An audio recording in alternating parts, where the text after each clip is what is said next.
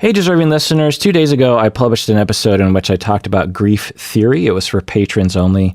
I went into detail on Freud, a little bit on Melanie Klein, a lot into the dual process and other kinds of issues. And so listen to that episode. And in this episode, I'm going to answer emails about grief. So let's get into it. This first question is from superfan Louise. She writes, grief feels similar to depression, except for the way grief can come in intense waves when you least expect it.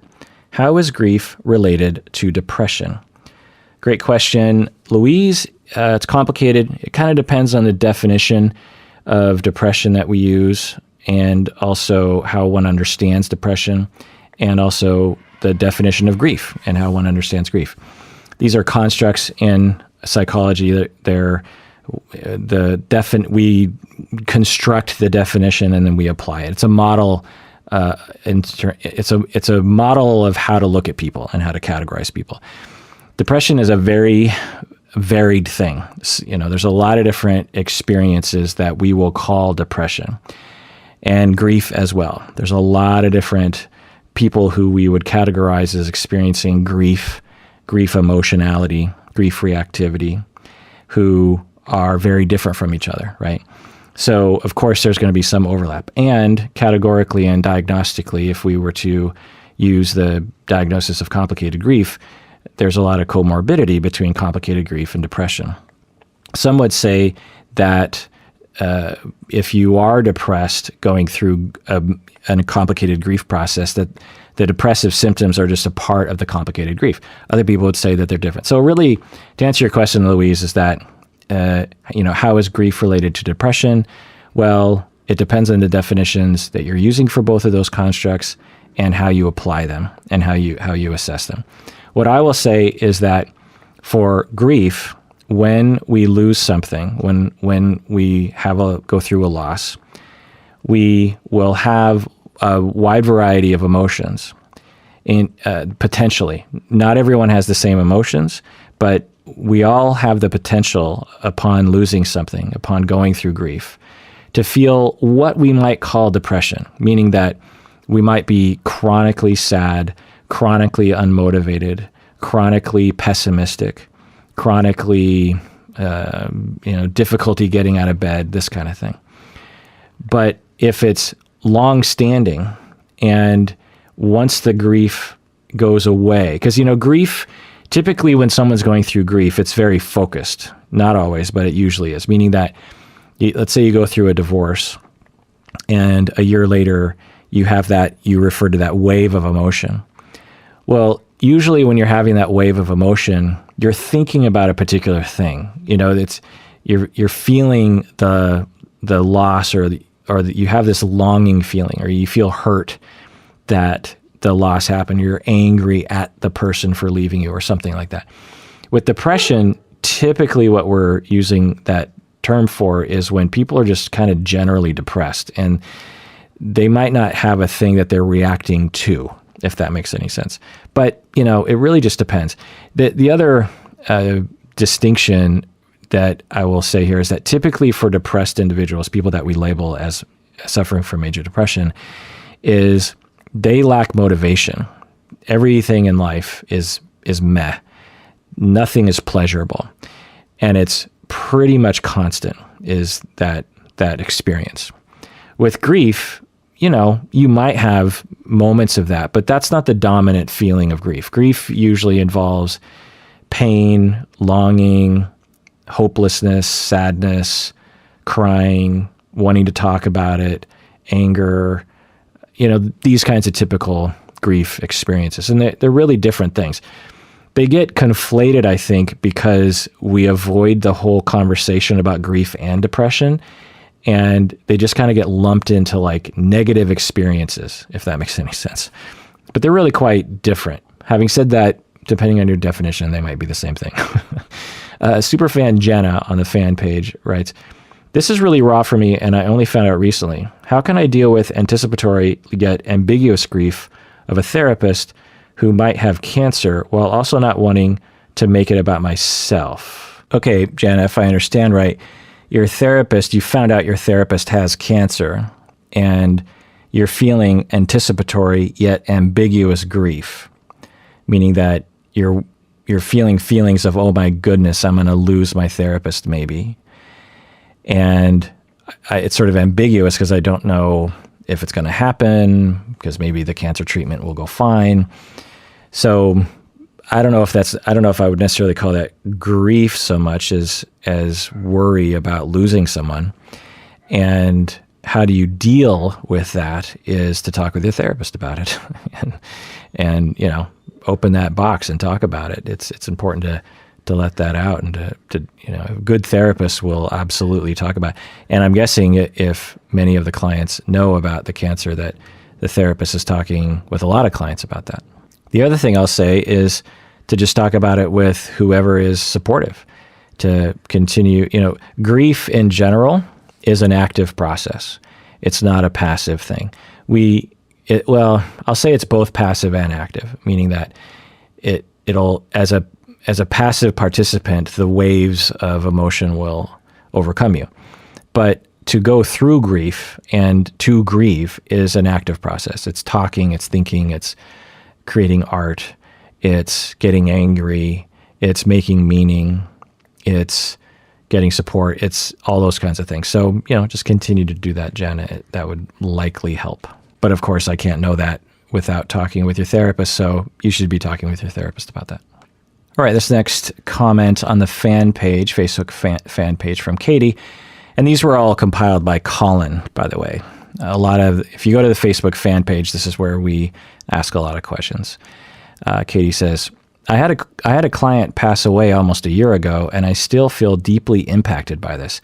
How do people in the field handle grieving client deaths? So I might be a broken record with a lot of these answers, but grieve, talk about it. You had a client die. That is a tremendous loss. And because we have disenfranchised grief, as I talked about in the last episode, it's probable, Katie, that you feel like you don't have the right to grieve. It wouldn't be uncommon for you not to have been invited to the funeral, or to not be invited to the family gatherings when they talked about the person who passed away. I don't know. But it seems quite clear that for optimal grief process to occur emotionally and socially, we need to do it together. We clearly see this across cultures across the world, where when someone dies, all the loved ones get together and do various different things, whether it's active grieving of the person who died or just hanging out, just being with them, just being with the people who loved that person, sharing stories, crying, supporting each other, ceremonies, these kinds of things. And Katie, as a therapist, it's possible you just weren't involved in any of that stuff, so you have to create it yourself, which means that you're going to talk about it. It might be weird and maybe not even allowed, given your professional situation, for you to reach out to the family or whatever. But there's plenty you can do on your own, which means, like I said, grief is an active process. You do it. You don't just sit there and wait for it to end. Typically, you have to do things to make it real, and think of grief feelings in part similar to that of like a thirsty feeling. When we feel thirsty, it's telling us we have to go get water. You don't just sit there and go like, oh, I'm experiencing thirst. How do I get over my thirst? Well, grief is the same way. When we feel grief, there are two different things that I think are happening fundamentally. One is that it's telling you, go find that thing, go find that person, go find that thing that you lost. And so on one hand, if we can, reacquire the thing, then the grief feelings, the feelings of loss, will motivate us to notice that thing was needed by us, and then we try to go get it. If that thing is unattainable, like in the case of death, then it motivates us to find something to replace it in essence. Now, this can take many different forms, right? We can go to religion. We can reconnect with the person in the afterlife. We can connect with their family. We can connect with people around us that provide us with the meaning and the love and the attachments that that loss took away from us. Maybe for you, Katie, what these grief listen to the grief feelings, I guess is the thing. What are they trying to tell you? Maybe they're trying to tell you to be more connected to your clients currently. Maybe they're trying to tell you to be less connected to your clients currently. I don't know. But it's an active process. Listen to your body and move with it. Don't just sit there and go, okay, well, I'm experiencing grief about a client that died a year ago. I'm still impacted by it. When is this going to be over? That is typically not going to work. And if anything, it'll make it worse because it just builds power. You also ask here, moreover, when this happened, I was essentially given the EAP phone number and told this is just part of the job. What are agencies, supervisors supposed to do surrounding a client's death? End of question. My goodness, Katie, yikes. So just to kind of interpret these words here, Katie's saying, my client died. I went to my supervisor and my colleagues, and they didn't want to talk with her about it. And they just gave the employment assistance program phone number, which essentially is like, hey, go talk with a therapist about it, which of course, can be great. And EAP programs will typically involve like 3 sessions kind of a thing. Anyway, that is awful. Any, intelligent supervisor, because I've had this happen with me as a supervisor. I've had supervisees who will lose clients for sure. And I consider it my job and my moral responsibility to mentor that person, that trainee or that supervisee around that issue. Now, sometimes I'm not always on the ball, but I hope usually I am. The problem is that we have a lot of supervisors who just don't know that they're supposed to do that. And there's also this notion in mental health and other kinds of related professions like the medical profession that, well, this is just a part of your job and you're just supposed to deal with it, which is not borne out in the data. People at professional jobs do not somehow turn off their emotional centers. So we've seen this with emergency medical people, first responders. They're human beings, and of course they are, and they're going to have emotional reactions. And you had an emotional reaction. Part of the fact that you might still be suffering is because not only did you experience a loss that was difficult, but everyone around you made you feel like there was something wrong with you.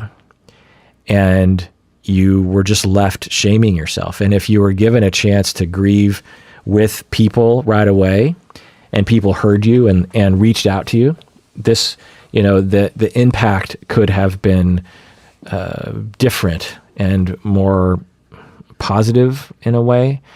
There's a lot to be learned from a grief like that. Anyway, let's go on to another email. All right, Carrie says, my brother completed suicide 5 years ago. I've been following support groups on Facebook for people like me who have lost loved ones. I have been too scared to actually attend a group in person. I am so afraid that it will just be so heavy and emotionally overwhelming.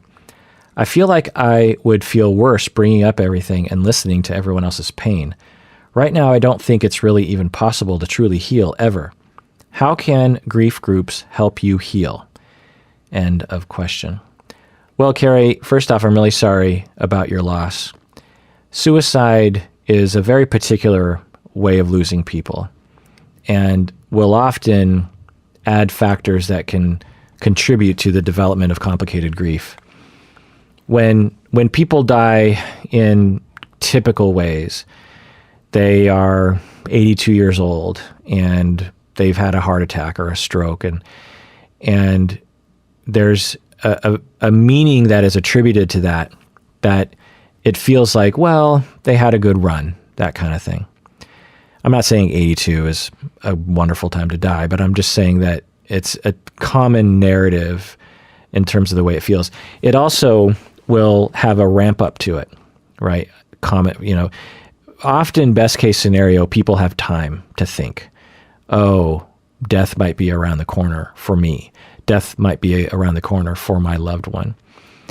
And it feels like a natural part of life when it's like that. It just feels like, well, everyone eventually dies, and I guess it's that time. I'm not saying everyone deals with this way, but the typical way of dying provides humans the opportunity to adjust and to develop a non-complicated narrative of the loss. When there's a suicide, all that is thrown out the window because it didn't need to happen usually, right? It doesn't feel like a natural way of going. And they did it to themselves. And what did you do to help? If you're ever close to someone who completed a suicide, it is very hard not to blame yourself, even if you kind of know that it wasn't your fault, and maybe even you did a lot to stop it. But it's really hard to go to bed at night saying, well, I did everything I could have done, because there's usually something you could have done more, right? Now, of course, all that self-blame is universal, or almost universal, but usually not justified. So that, and also in the complicating factor is that if we learn about how the person died, oftentimes we will replay that visual in our minds for the rest of our lives. We'll just see the vision of the suicide, how we believe it might have played out. Some people even find the body, right? And that image will be burnt to their brain. So that's a trauma. That is a traumatic memory that is, even though you weren't there, but it's a traumatic memory that is in your mind. And so all these things are connected to the grief and often will complicate the grief, meaning that the pain will not go away with time, and that it's hard to feel the feelings necessary or to have the conversations necessary to heal. And for you, Carrie, a part of you wants to talk about, a part of you wants to heal and to share your experiences, and you're joining these support groups on Facebook, and you're getting close, but then you're thinking, oh man, if I go the full mile here, that means I'm going to hear a lot of people's stories, and I'm going to start sharing, and I don't feel like I'm ready for that. It feels too painful to me. It feels overwhelming to me. And okay, obviously, my advice for all this is to go to a therapist. And Carrie, it doesn't sound like you're with a therapist. So you can go to a therapist and you could say, look, I have this huge thing in my life that I don't want to talk about right away. I just want to talk about other things, or I want to talk about talking about something, but I want to take my time because I don't want to be overwhelmed. You can tell a therapist that. And good therapists will say, oh, totally, I don't want to traumatize you by going too fast. And so they'll work with you on that. And that's something that you can absolutely do. So I would recommend doing that for sure, because I can't imagine anyone having a brother complete suicide and not go to therapy, not need at least 6 months of therapy after that. I just can't imagine, given the way our society deals with death and suicide, how shameful. That's the other thing, is like if your brother died of cancer or something, you could tell everyone, right? You could just be like, oh, my brother died. How did he die? Oh, it was cancer.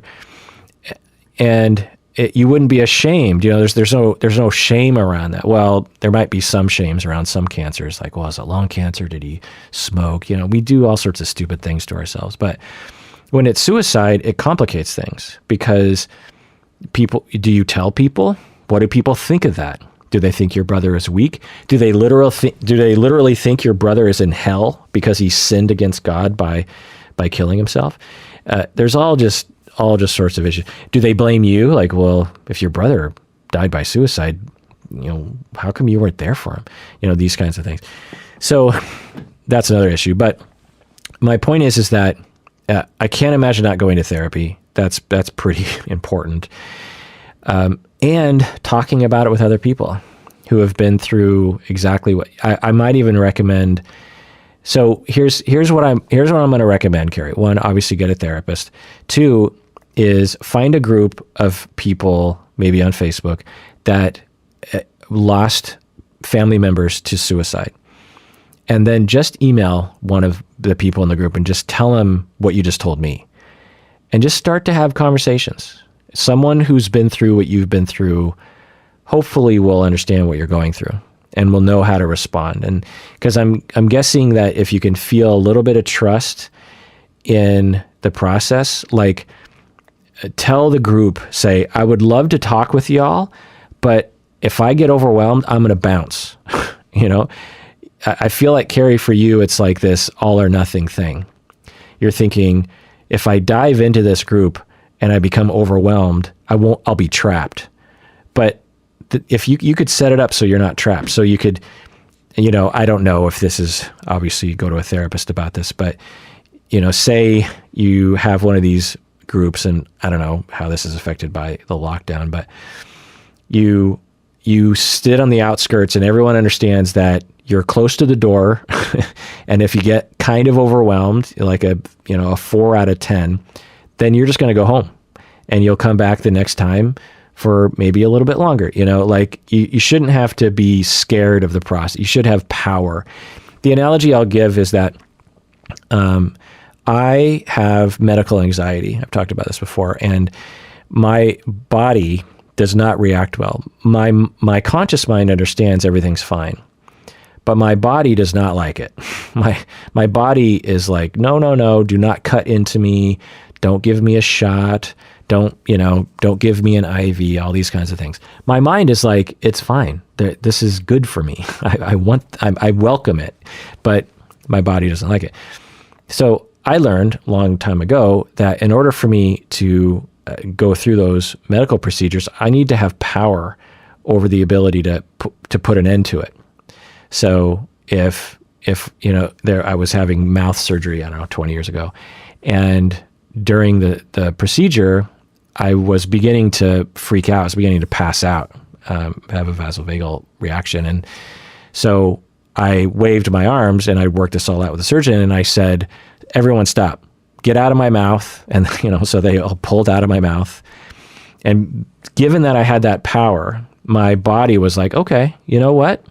Push comes to shove. We're going to push these people away, and I'll be able to get untrapped. When I want people out of my mouth, then I'm going to get them out of my mouth. And so that helped. It happened like, I don't know, 3 or 4 times during the procedure. I just waved everyone off and it made a 20-minute procedure into an hour and a half, but screw it. They're just going to have to deal with me. And, for you, Carrie, maybe that's part of the issue of just like that you don't want to impose your issues on other people, but there are people out there that understand, a lot of people, pretty much anyone who's lost someone to suicide will understand, I'm guessing. I don't know that for sure, but anyway. So I hope that helps. Let's move on to another email. All right, this next question is from Tracy from the Facebook fan page. She writes, I think grief may be what I'm feeling this year because of the holidays. I don't talk to my family. I don't have a significant other or kids. Friends are few and far between. It gets depressing seeing what other folks have that I don't. I have some bad holidays that I'd rather not remember from my past. Do you have any tips for coping with painful annual events or holidays beyond go out and make some new memories? End of question. Yeah, Tracy, I mean, I'm sorry you're going through that. The very general tips obviously would be going to therapy. And I know it might sound like a broken record, but I think it's really a good thing to remind people of. So my tip is to go to therapy, not because I'm trying to avoid the question, but I really think it would help, Tracy. Anyway, the other thing is I always get this question and it always worries me. We've had a couple other questions ask it in this way, how do I deal with, how do I cope with, how do I move on? That's not a paradigm that I recommend having. I consider it to be potentially wrong-headed. I don't know what you mean by coping, but typically what people are meaning by coping is I have these feelings that I think I shouldn't have. How do I stop having those feelings? And I get it, but that's not usually a right-headed way of thinking. A different way of thinking that I think is right-headed is listen to your feelings. What are your feelings telling you is the thing. Emotions are our friends. They are here to tell us. In the same way that thirst is our friend because it tells us to drink water. Hunger is our friend, usually, because it tells us that we need to eat. The emotion that we feel when we want to stretch, that feeling when you just, I got to stretch my bones. Well, those are feelings. And grief and sadness and loneliness, these are feelings. Why do we have them? Well, it's very clear to me that we evolved all of our feelings for survival. We are social creatures. Why are we social creatures? Well, we are more likely to survive and procreate. Those are the two things mainly involved in evolution, right? And so we were selected for, over millions and millions of years, for particular emotions to happen under particular circumstances. When we are without water for a particular amount of time, the need for water will increase in us. When we are without social contact for a long period of time, we will have a desperation for closeness and attachment. And when we feel like we can't get it, if we can't get water, what happens? We get depressed. That's what happens to us. And why do we do that? Well, there's a number of different hypotheses, but the one that I adhere to, and it's just an hypothesis, it's hard to know if it applies to all situations, but it relates to Darwin and Freud and Bowlby, this notion that we as a species, if you think back to when we were, and I talked about this in the last episode, I believe, when we were in our more natural state, if you will, 100,000 years ago, we were in small tribes of about 100 people. And when we were thirsty, then we got water. When we needed to stretch, we stretched. When we needed food, we had a feeling of hunger. And when we were alone, so all those things are pretty obvious in terms of why we have those emotions, right? Because we need water to live. If you don't drink water enough time, with enough frequency, you will die. If you don't get enough calories in your system, you will die. And if you are alone, you will die. I want everyone to understand that being alone in the olden times meant you were going to die. Now, in today's world, you will not die. Why? Because predators aren't going to eat you in all likelihood. So being alone today is not a rational threat. We absolutely need calories and we absolutely need water, right? So that still is with us. So when it comes to thirst and hunger, for the most part, we still understand those feelings. We don't pathologize them. We're like, when you're thirsty, you drink water. That's fine. But somehow when you're lonely, we're just like, well, you need to cope with that. You need to get over it. Why are you so dependent? This kind of thing. Because our society is set up to make us extremely lonely. Get a bigger car just for yourself.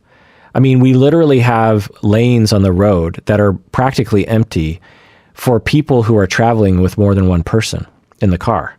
That means like 90+% of people on the highway, they're by themselves. Now, I'm not saying you're supposed to commute with other people. I'm just saying it's emblematic of just how isolated we are. I mean, it's really amazing. And so, Tracy, you say you don't talk to your family, you don't have a significant other, you don't have kids, friends are few and far between, and you're like, it gets depressing at the holidays. How do I cope with that? Well, I mean, how do you cope with thirst when you are thirsty? You drink water. Now, I'm not saying that getting friends is easy, and this is why I'm doing various different investigations into loneliness, and I'm going to start to, I have some time this month, so I'm going to start tackling that topic again. And I've been, mulling over loneliness a lot over the past, year or two. And I've come to the conclusion that I think what I need to do in order to really understand loneliness is to talk to people who are experiencing loneliness. And so that's what I'm going to do. Because honestly, the internet is not useful when it comes to loneliness, in my opinion. And the clinical world, the research world, isn't very good either. I mean, there are components of loneliness that are addressed in the research literature, but not comprehensively. There are so many different paths to loneliness and so many different barriers that I feel like research literature just doesn't get at or can't get at or something. And so I feel like I'm on a frontier or something. Now, I'm also reading some books that directly relate to loneliness, and they're helpful. But I also feel like it's, there are very intelligent, wonderful, charming individuals who are lonely chronically and have tried all the different tips and done it for years, and they're still lonely. And I'm like, what's going on? It's a weird thing. So Tracy, the fact that, you're having painful annual events around the holidays because you have holidays that weren't great for you in the past. And when we're alone during the holidays, it's much more painful, right? Because if you're lonely on some random week in April, then you're like, well, whatever. But being alone at the holidays, being alone on Christmas, or whatever holidays on New Year's Eve or whatever, you just know like there's all these other, or you have this idea, I guess, that there's all these other people spending time with each other, right? And it just becomes so much more in sharp relief, right? The loneliness. So I would say feel the feelings and don't cope. Allow yourself to feel the feelings. Get creative with the feelings. Listen to the feelings. What are they telling you? I don't know the solution to your loneliness, Tracy. I don't know the solution to you making, new memories that are supposed to be good. Yeah, I don't. There's so many paths to loneliness that even if I knew you extremely well, I still wouldn't necessarily know the solution. And I'm not going to say that, but understand that in all likelihood, your body is trying to tell you something in the same way that when you need to get up and stretch, your body is trying to tell you something. And I'm not saying it's easy as just standing up and stretching, but I am saying it can help to listen to that and see like, well, what is it? What's my body trying to tell me? Anyway, let's move on. But first, let's take a break.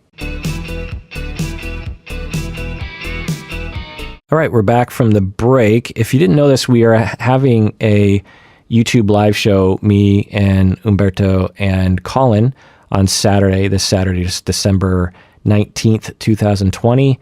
Colin is going to be doing kind of like a game show with me and Umberto, so you can go to YouTube this Saturday, 4 p.m. Seattle time, and it should be fun. And it might be the first of many of these little live events that we're going to do, and I really hope that all y'all on the audio podcast side can join us. All right, this next question is from Amna from the fan page. She writes, my friend lost her father and she still can't function without him. 3 years ago, she lost her father.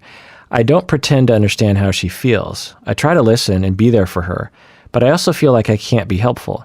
How can we be there for others who are grieving when we haven't experienced that kind of grief ourselves? How does this work in a therapeutic setting when you haven't experienced what your client has? All right, so there's a number of different things to say here. So first off, you're saying your friend lost her father 3 years ago and she still can't function without him. And you're saying, I don't pretend to understand how she feels. I try to listen and be there for her, but I also feel like I can't be helpful.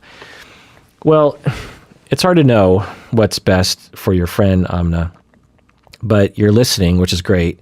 And it's possible that your friend needs the one sort of metaphor that I think about with these sort of situations is that when, let's just say for the sake of argument, your friend lost your father and your friend was very close to her father and she has 1,000 points of grief that she has to spend. Okay. So just think about it in terms of points. Upon experiencing that loss, she now acquires 1,000 grief points that she has to spend. And she does a lot of things to spend the grief points. She thinks about her father for an hour and she spends 3 grief points. She talks to you and cries and is in utter despair, and she spends 7 grief points. Then ever so slowly, she spends those points.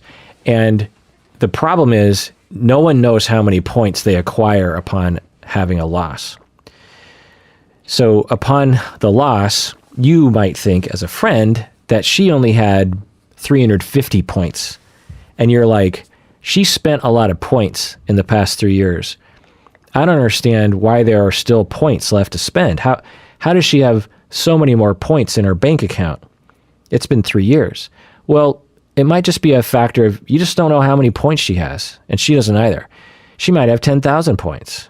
She might not ever spend the points by the time she passes away from this planet. But you don't know. But the point is that she clearly still has points left to spend. She's still talking about it with you and probably others. And you're listening, and you're sitting there thinking, I've been listening for 3 years, and it's still happening, and I feel powerless, and I feel helpless because I've been trying to help, but she's still suffering. Well, that potentially, I don't know, because I'd have to assess her, that potentially is, a wrong-headed way of thinking, in that it's like, well, she should be over it by now.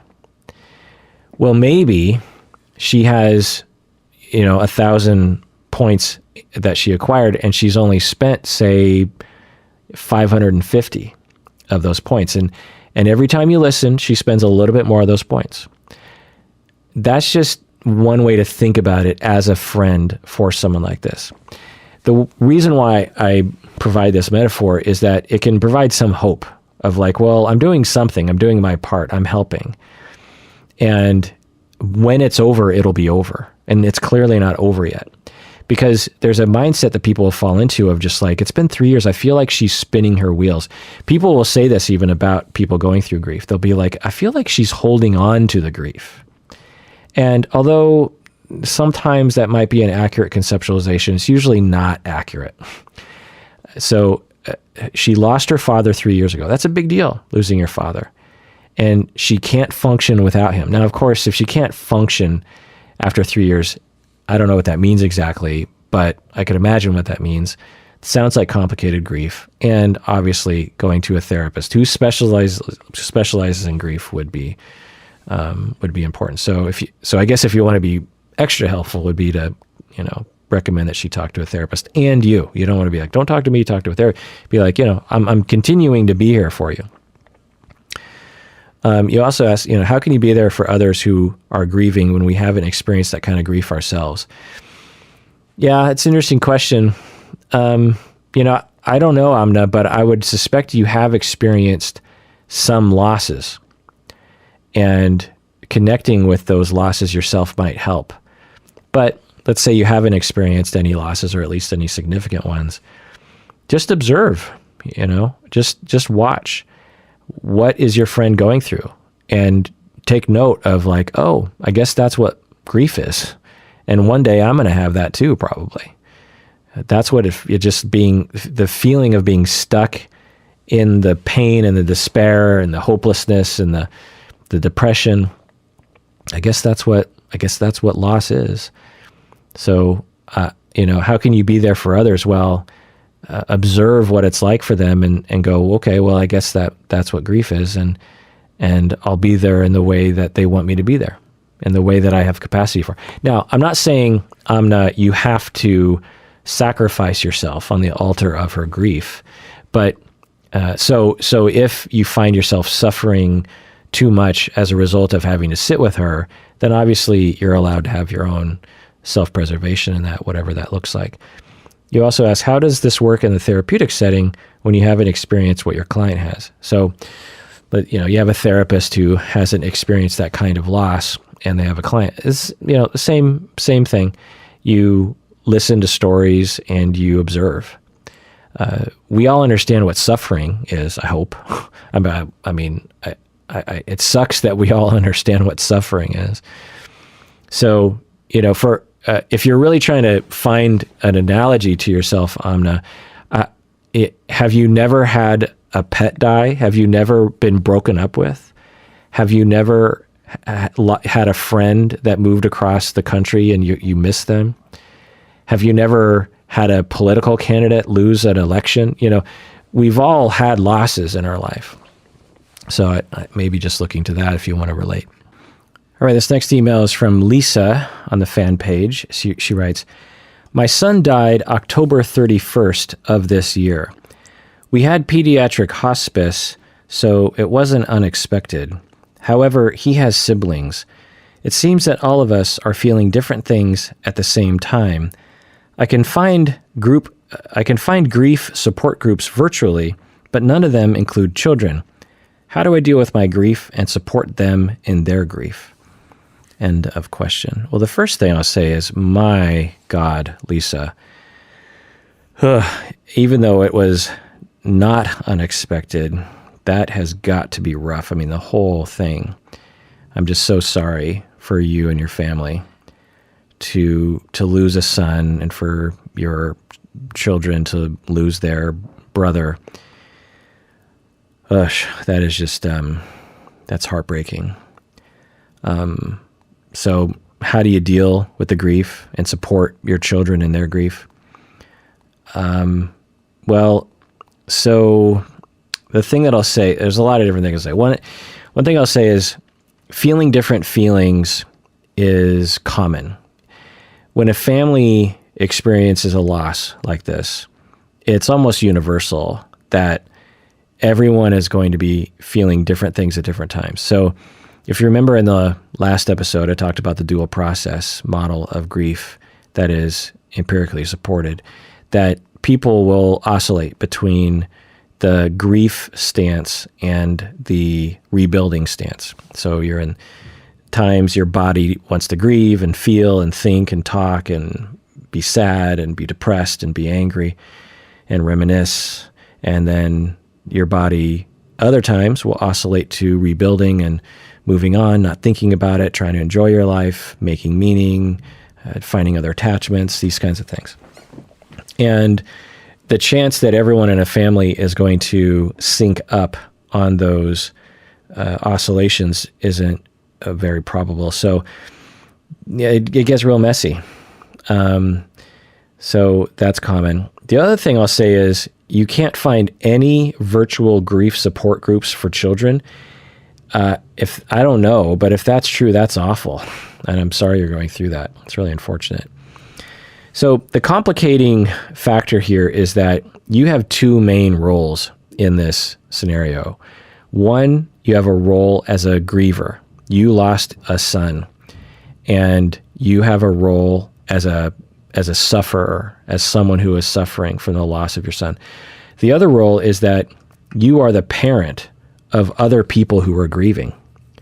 As you say, he had siblings, he has siblings, and I'm now responsible for their care, and I'm their leader in a lot of ways, right? So that complicates things quite a bit. It would be hard anyway, but it complicates things. So some tips, well, obviously family therapy. And again, I hate to be like a broken record. I have worked with families who have lost children, and family therapy it can be very helpful. Another tip is to create ceremonies. This is very important. I don't know what society you're in, Lisa, but in my neck of the woods in Seattle, we keep dropping ceremonies. We sometimes add ceremonies, like we have ceremonies for kids now where on the first day of first grade, you post a picture on Facebook of your kid going to first grade. Like that's a new ceremony. But when it comes to death, we still haven't really wrestled with the fact that we gave up so many ceremonies when we gave up a traditional religion and this kind of thing.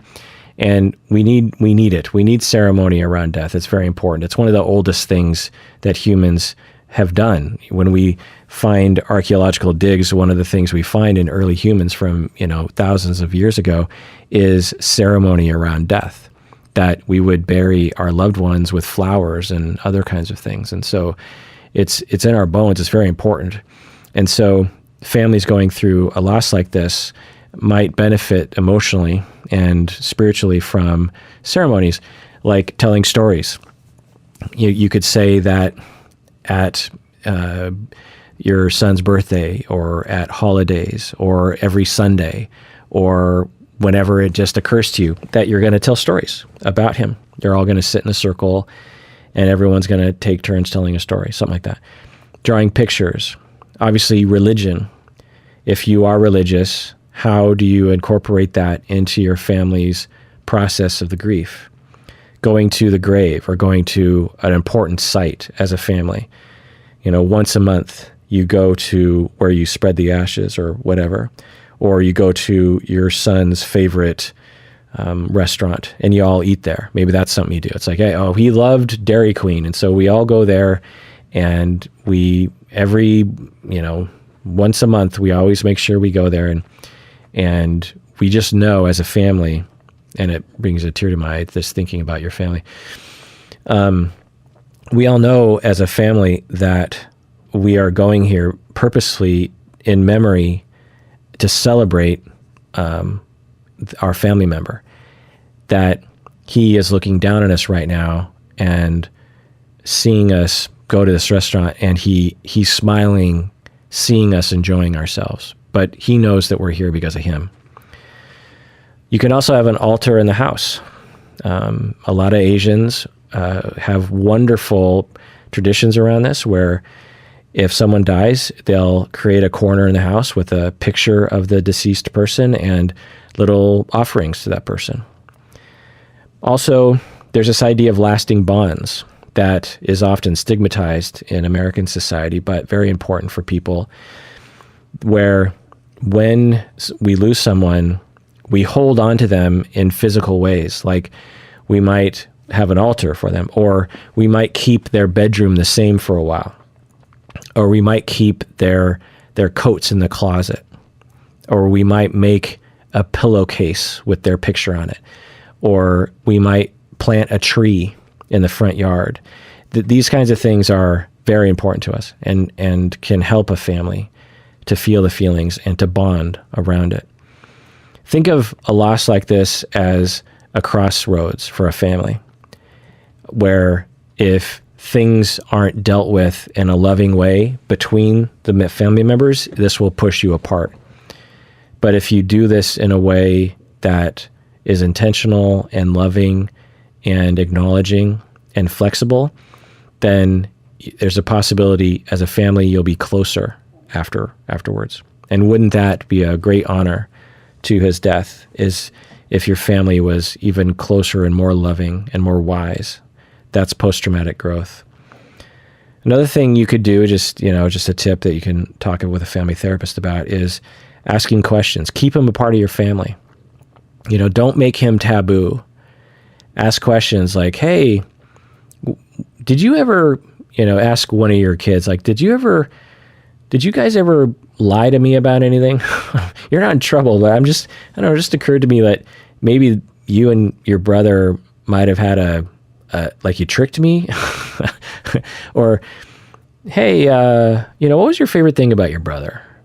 Or, hey, do you remember that time when we went to the lake and you and your brother went out in that boat? Did you catch any fish? I don't remember. One of the things that families will do is they will, because of their pain and because they don't know what to do, they'll just make people taboo. They'll just be like, look, let's just agree to never talk about that person again because we don't know what to do with it. That's not usually a good thing. Also, allow some family members to rebuild. Remember the dual process where you grieve, you oscillate between grieving and rebuilding. For some people, particularly kids, it's not uncommon for kids to have a rebuilding phase that lasts 5 years.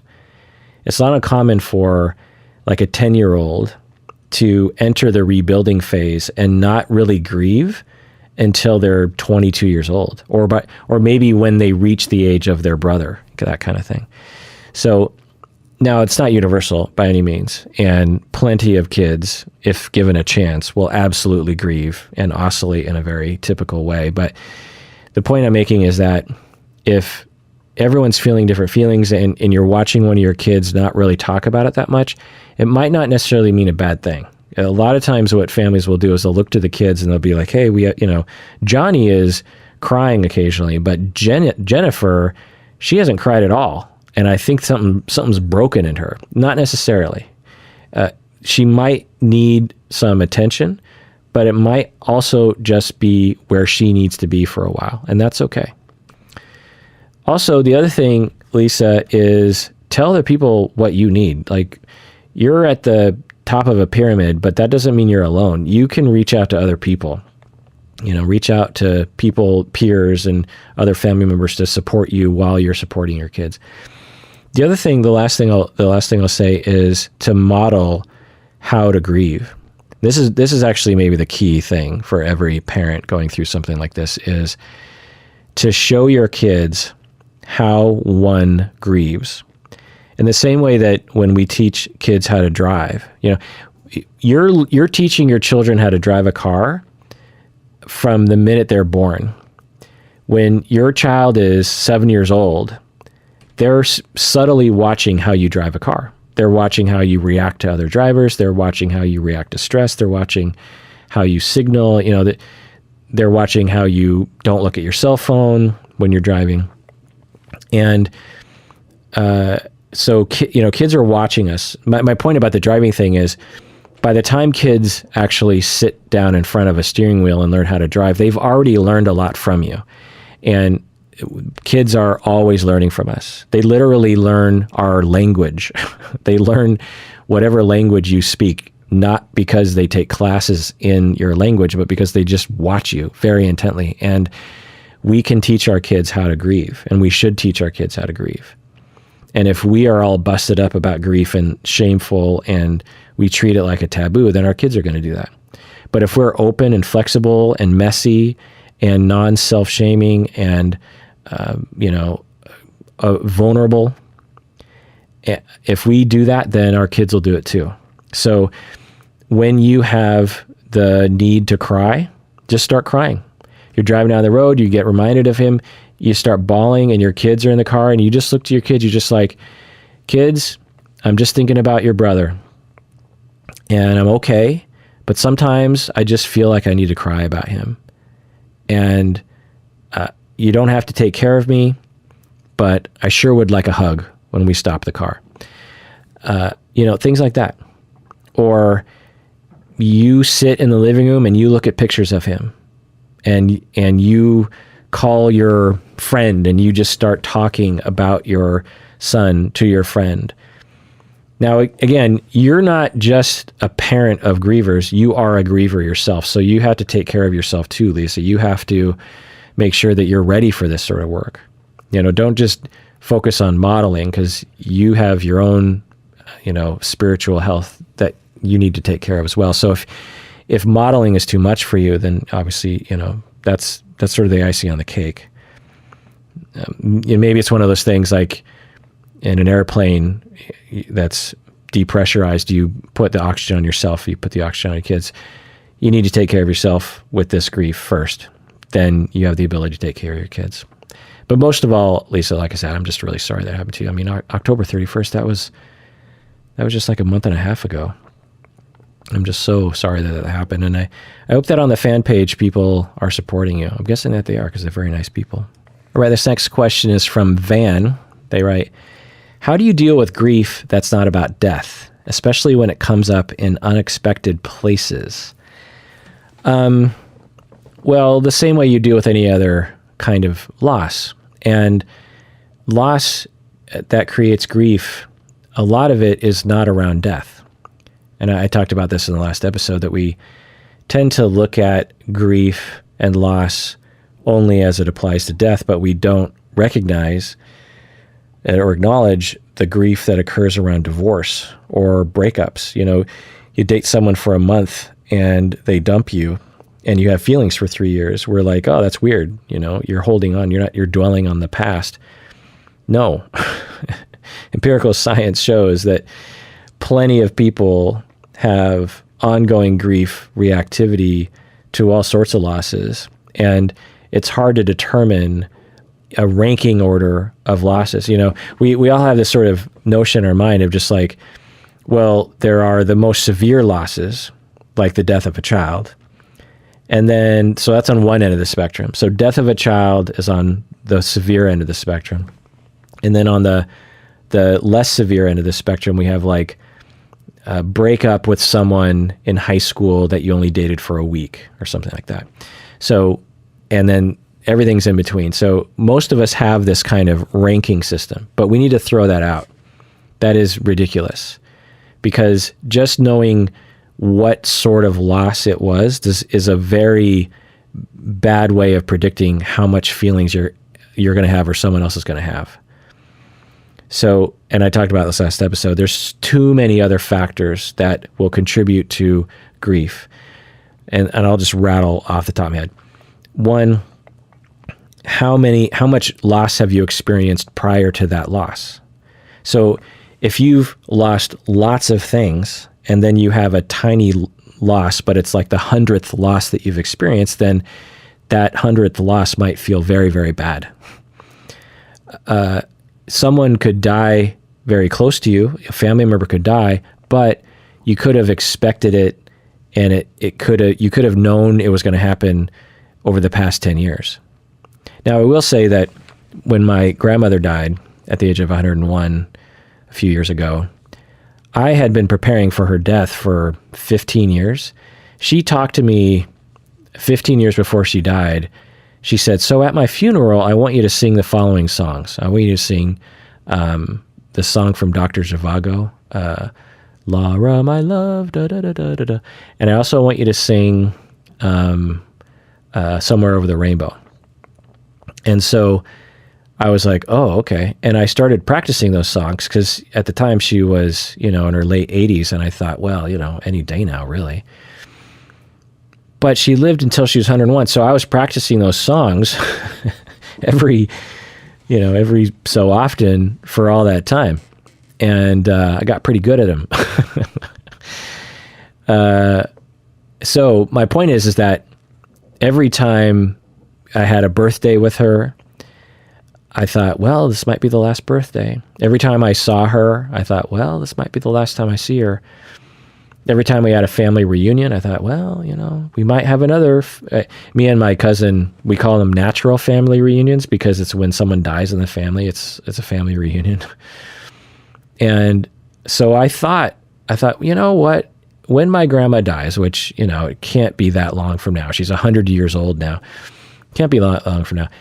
I'm guessing it won't sting that much because I've already grieved so much already, and I feel like I'm ready to say goodbye. And she's super religious, and I know she's happy to go. And she's lost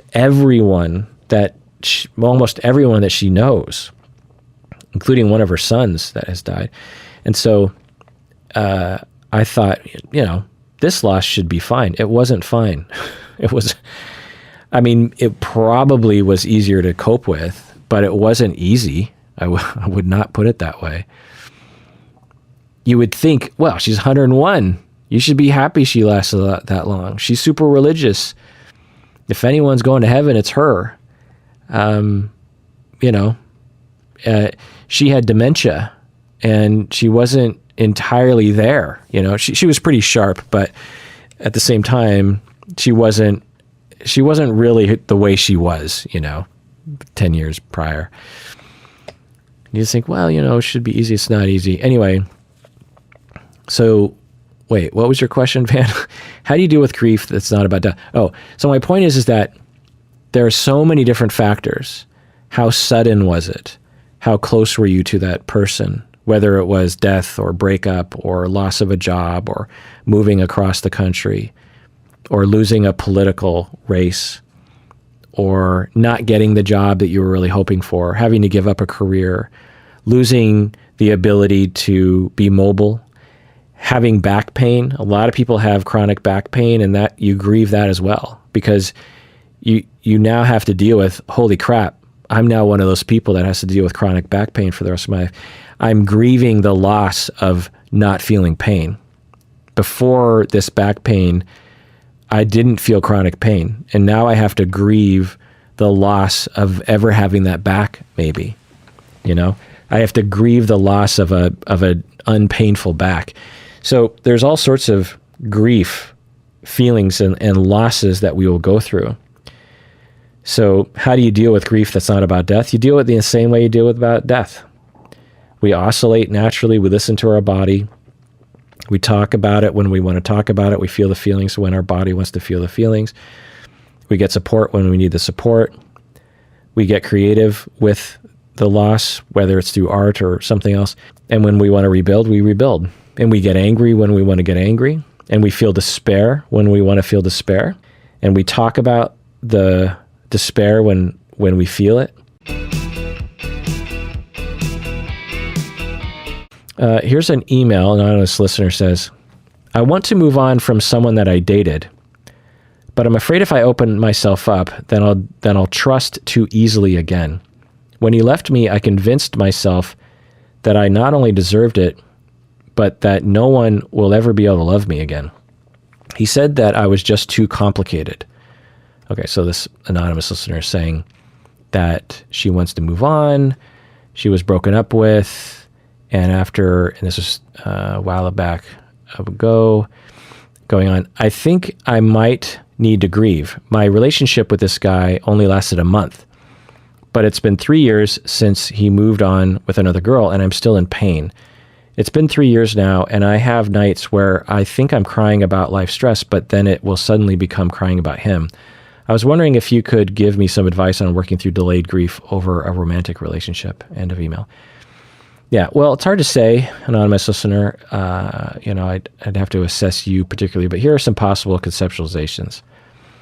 One way of looking at it is just normal grief. Like I've been talking about, you dated the person for a month, and 3 years later, you're still in pain. That's not weird. It can be a very normal thing. It's very human for that to happen. It's very human to cry about past relationships, even if they were very short. The other conceptualization you could have is that you haven't attached to anyone else after him, and he's the last attachment that you had. You say that you've convinced yourself that you deserved to be dumped and that no one else will love you. Well, so it's possible that when you're crying about him, it's not necessarily him that you're grieving, but you're grieving the notion that you're lovable. When you were with him, you probably had this notion like, maybe I'm lovable. Maybe I deserve love. Maybe someone can love me. And then when he broke up with you, you created a narrative that no one will love you and that you don't deserve love. And so you're going to cry about that, and you're going to be like, oh, I wish I had him back. But really what you might be crying about is you wish you had the notion that you were lovable back, which would be much bigger, right, than him, right? Because it means you'll never be loved. By the way, you should go to a therapist, anonymous listener. This is right up a therapist alley. The other conceptualization is that you're grieving early childhood losses or rejections, and you're just seeing the face of that grief is your past ex. But in reality, when you're crying, you're really crying about a lifetime of rejection. The other possibility is that your suffering just gets focused on him. It sounds like you're suffering and you're crying at night, and it's possible that your mind just prefers to attach that suffering to him instead of having it just sort of be amorphous. We do this all the time. When we have a pain in our chest, often for some people, they'll say, I'm having a heart attack, right? When you have a really, really bad headache, people will be like, I have a brain tumor. We do this all the time. It somehow feels better to us to have a concrete thing that's wrong with us. It's harder for us to just experience an amorphous suffering. And it's possible that, anonymous listener, you are experiencing an amorphous glob of suffering. And that doesn't feel good because it's like, well, I feel bad, but why? And the last bad thing you could really attach to is your ex-boyfriend from 3 years ago. And so you just sort of attach it to him, when in reality, your suffering is just an amorphous blob that might be hard to decipher.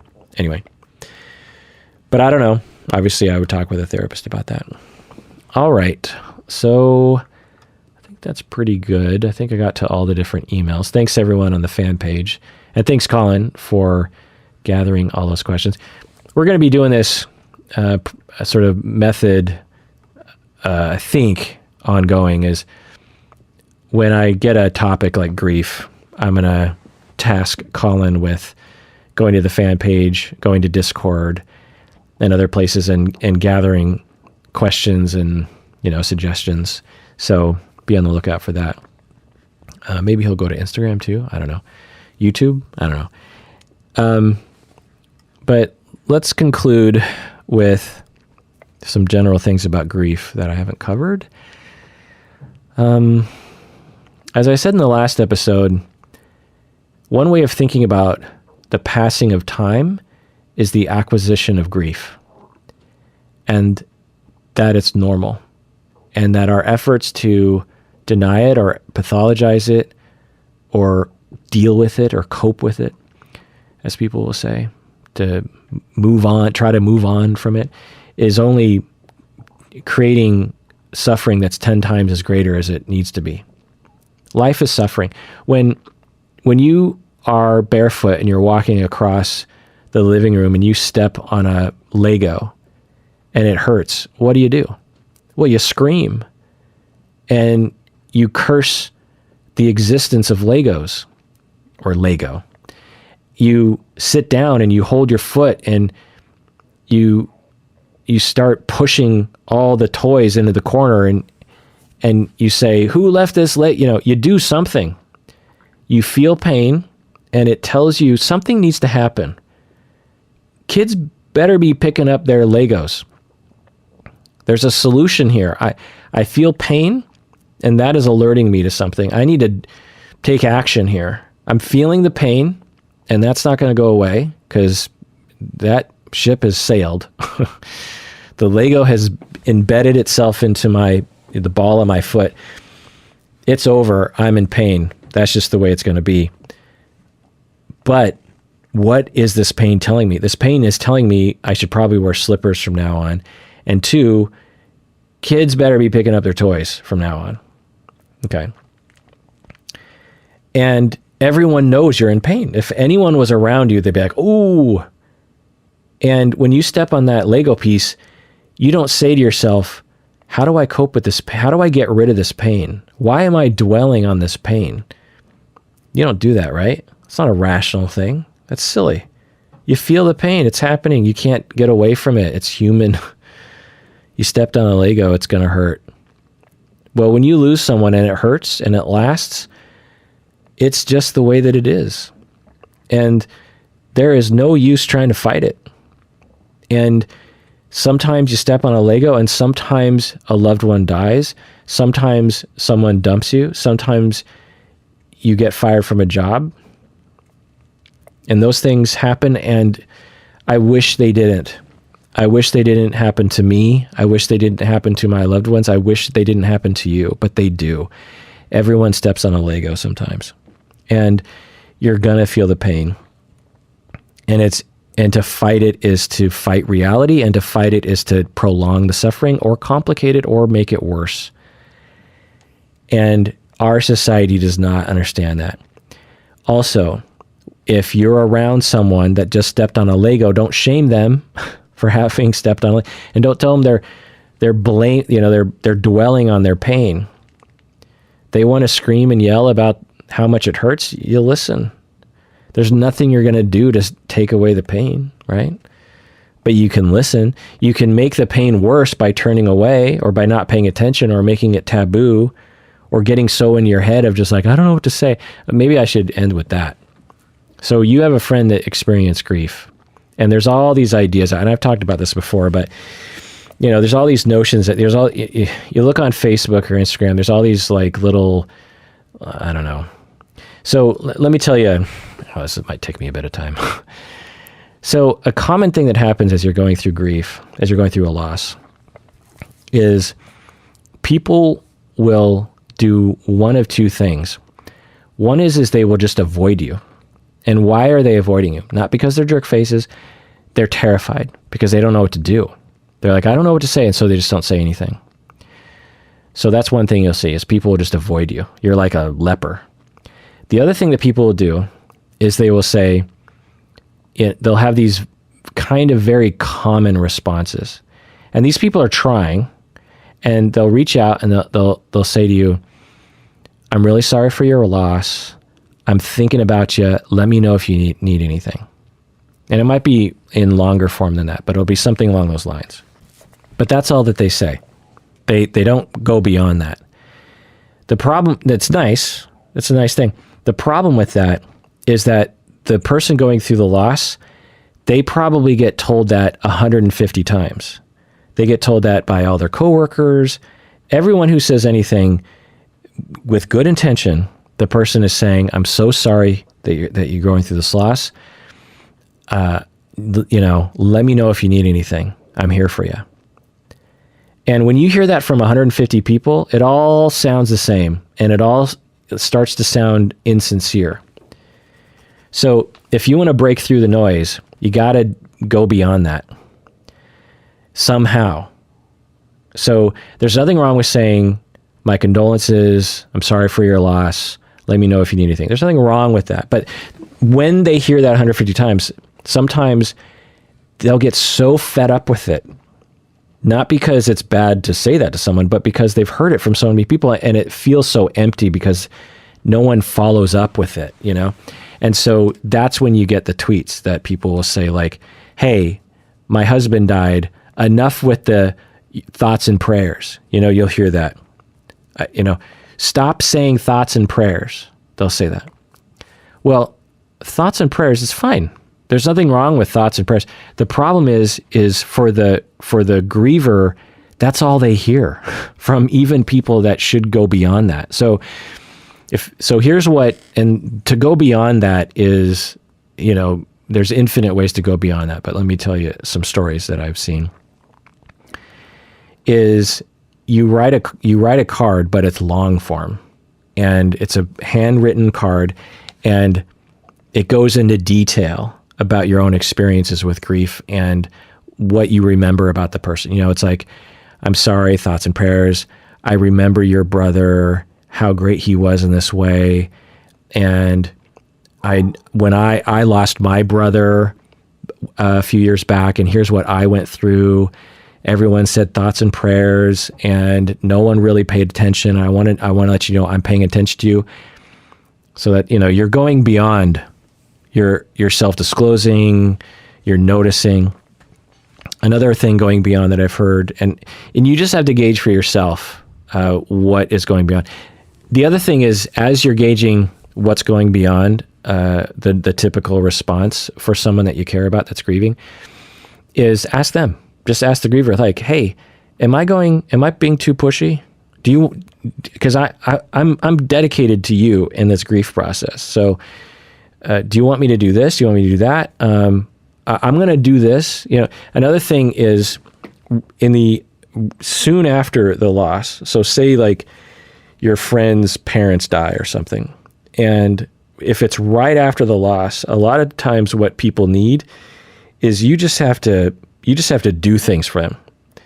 So you drop off food, for example, or you just come by and you just hang out and watch television while they take care of things. You're just there.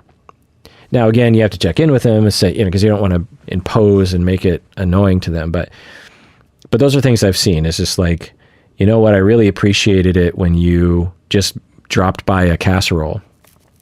You didn't just say if I need anything, you just brought over food, because it was such a chaotic time. I didn't have time or the brain power to think about food. And I was just so happy that you just brought food. It was great. And we just sat and had, McDonald's, and we just talked about stuff. And, that really meant something to me, that you actually showed up. Okay. But I don't know what will help other people. Okay. So this is another thing that might help people is, what are some other stories? Well, calling people, right? You call them up and you're just like, hey, I'm just calling you up. How you doing? You don't have to talk to me if you don't have time. I just want to see if you want to talk for, some time. Do you want to talk on the phone for a bit? Or like I said, just stopping by. Of course, it's lockdown right now, so it makes it harder. But anyway, there's an infinite number of other things you can do, but these are some of the things you can do. If you want to help, then think beyond the very typical responses is the point. Show the person that you really care. You know, it's one thing to care and to be concerned. It's another thing to really show, like, I'm dedicated to you. You know, one of the things that people will say when they go through a loss is they will say after, you know, the dust settles, they'll say, wow, I really realized who were my actual friends and who were not. I realized those people in my life who actually cared about me and those people who just kind of cared about me. And a lot of times people are surprised. They'll say, you know, before the loss, I would have told you that these 5 people were my best friends. But after the loss, none of those people actually really showed up. And it was these other 3 friends that showed up that I didn't really know were such great people. And I will never forget that. And those 5 people that I thought were my best friends, yeah, I'm still friends with them. But these 3 people, we're like siblings now, these 3 people. These people showed me that they really care and that they get it. You know, you want to be one of those people, whatever that means. And that usually means dedication and repeat communication that doesn't end after a month, that continues. You know, one of the greatest things the greatest gifts you can give someone who is grieving is 6 months in, you just call them up or text them or something and just say like, hey, I was just thinking about you and your dad. How are things going? You know, just some acknowledgement. For so many people that are grieving, they feel like everyone, 1, either doesn't want to talk about it, or 2, doesn't even know what happened. Like it just leaves their brain. And for you 6 months later to still have it on your mind and reaching out to them, even if they don't want to talk about it, they'll just be like, wow, I didn't know that person cared that much. That's a big deal to care that much. So the reason why I give all these kinds of stories is because we are so death phobic and so grief phobic and so grief pathologizing, our approach to people grieving is, like I said, either people will treat you like a leper because they're terrified of making a mistake, or they'll do the very standard response and that's it. And then the grievers end up yelling at everyone.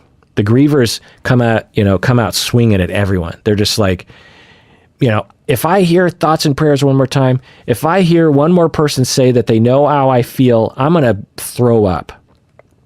So, but the problem, and then what people do is they see the grievers yelling that stuff, and then people are more afraid, and they're even more likely to treat other grievers like a leper. And I don't know am I being insensitive about people who suffer from leprosy? Maybe I should change the metaphor there. So the thing here, I guess I'm talking about like the biblical lepers, not the because don't people actually suffer from anyway. So that's what's happening right now is either you're terrified and not doing enough, or even though you care, or you're a griever and you're angry at everyone and you're one of those people potentially that's just yelling at everyone and saying like, I don't want to hear this, I don't want to hear that.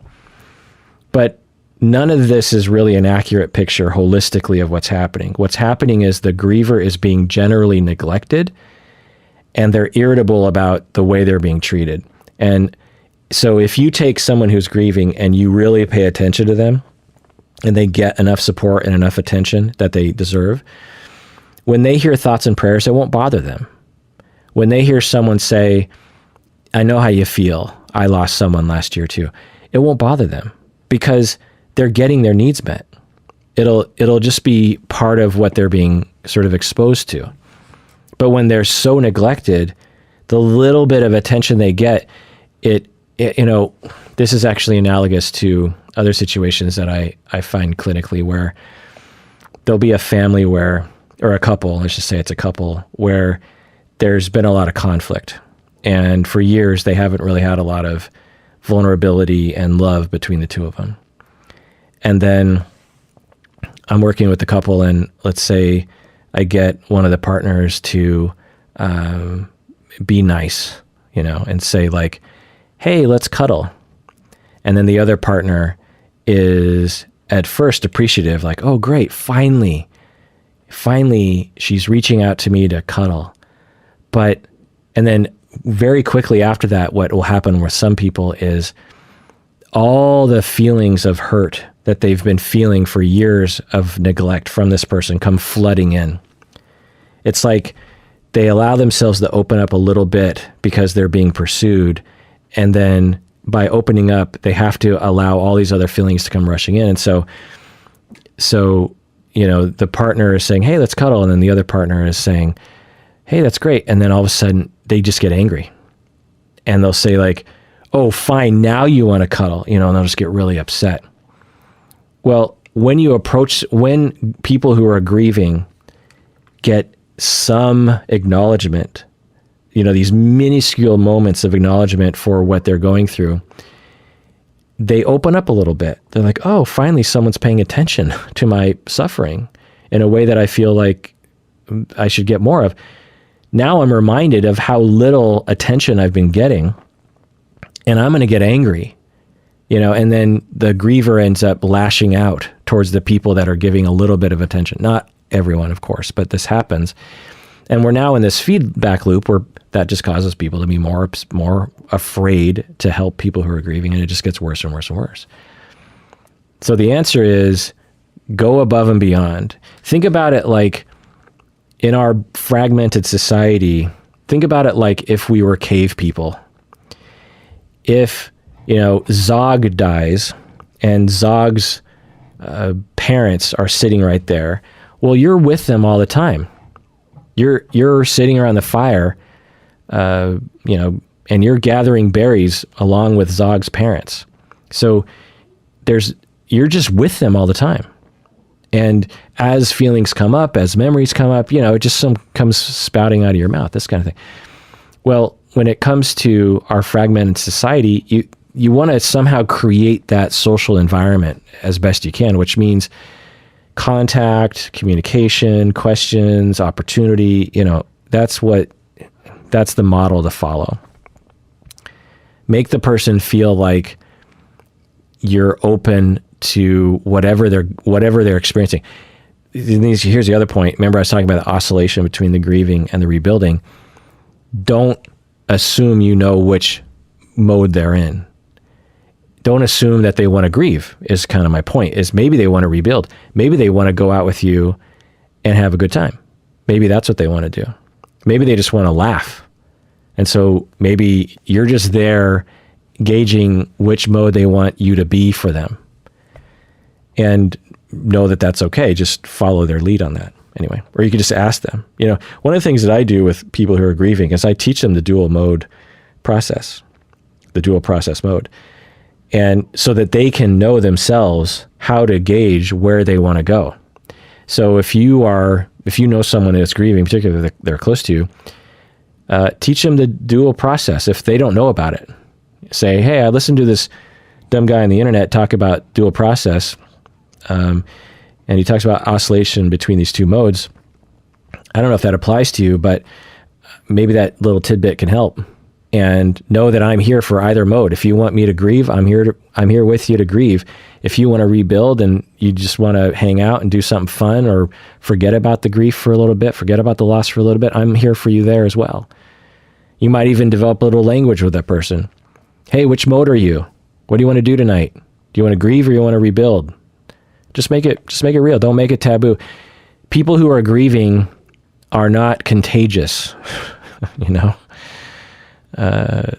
they're your people, and it's important that we're there for them. And if you want to think selfishly, which I don't recommend, if you're there for them, then they'll be there for you, usually, hopefully. Let's all be there for each other. Why? Because we deserve it. We really, really do.